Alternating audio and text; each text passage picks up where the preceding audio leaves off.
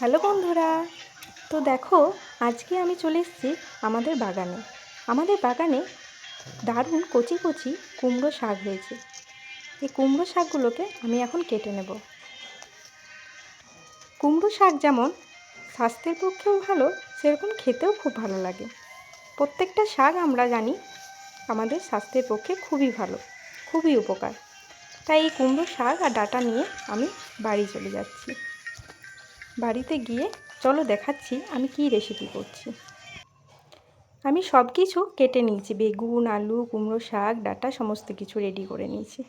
তারপর কড়ার মধ্যে আমি একটু সরষের তেল দিয়ে দিলাম। যদিও এই রেসিপিটা বানাতে খুব বেশি তেল লাগে না, একটু তেলেই এই রেসিপিটা হয়ে যায়। তারপর আমি কড়ার মধ্যে একটা শুকনো লঙ্কা দিয়ে দিলাম।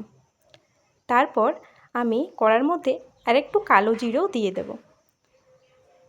তারপর কেটে রাখা লম্বা লম্বা করে বেগুনগুলো সব দিয়ে দিলাম। একটু ভেজে নিয়ে আমি কুমড়ো শাক আর ডাঁটা কড়ার মধ্যে দিয়ে দিলাম। তারপর লম্বা লম্বা করে কেটে রাখা আলুগুলো কড়ার মধ্যে দিয়ে দিলাম। তারপর একটু হলুদ আর স্বাদ অনুসারে লবণ আমি দিয়ে দিলাম। একটু নেড়ে নিলাম ভালোভাবে।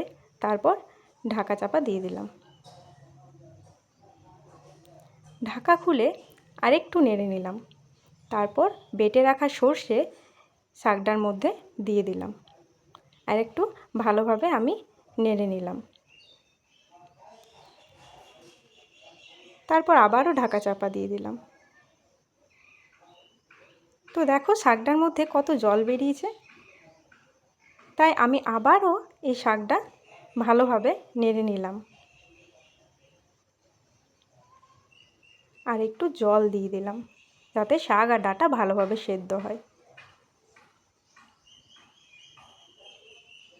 তারপর ঢাকা দিয়ে 5 মিনিট আমি এটা সেদ্ধ হতে দিলাম আর গ্যাসের ফ্লেমটাকে কম করে দিলাম। তারপর কেটে রাখা লঙ্কা এর ওপর থেকে ছড়িয়ে দিলাম যাতে স্বাদটা আরও ভালো হয়। অনেকে এটার মধ্যে চিনি দেয়, কিন্তু আমরা মিষ্টি পছন্দ করি না বলে চিনিটা আমি এর মধ্যে অ্যাড করিনি। তোমরা চাইলে চিনিও দিতে পারো।